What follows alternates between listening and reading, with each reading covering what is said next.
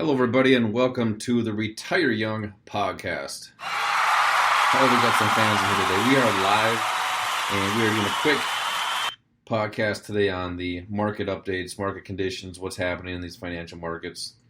And this is the podcast we typically talk about how the financial markets work and different ways us as investors or individuals could enhance or upgrade your lifestyle. There is no trading advice here. We make no recommendations, and this is strictly for entertainment purposes only. So, beginning off, we had a slight rally in the S&P 500 yesterday. Yesterday was Monday. Today is Tuesday, the 11th. We had about a 0.27% rally in the S&P 500. The NASDAQ, we've been seeing some downside pressure in the NASDAQ lately. Last couple days, Friday, after reaching all-time highs again. Yesterday it was down about almost 0.5%. The Dow Jones has been looking pretty well. Yesterday it was up about 1.3%.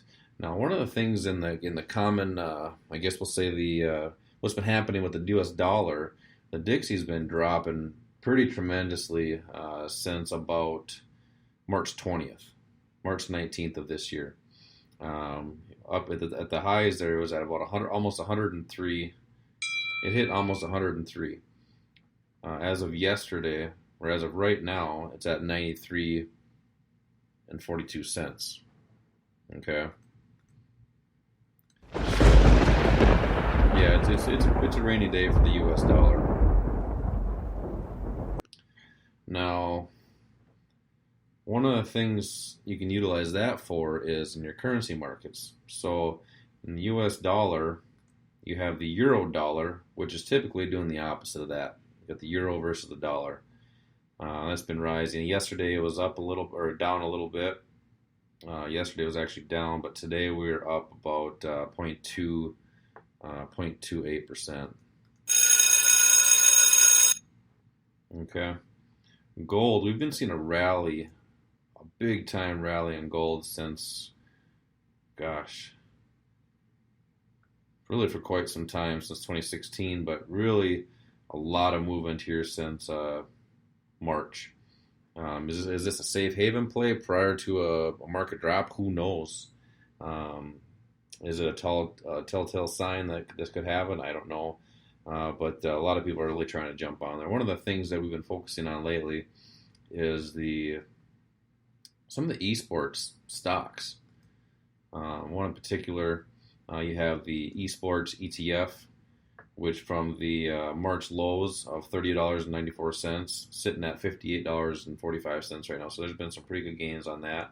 Here, which is Turtle Beach Corporation, from the March lows, it was at $4. We're sitting at $17.62 right now. Last 3 days or so, we've seen a pretty big drop.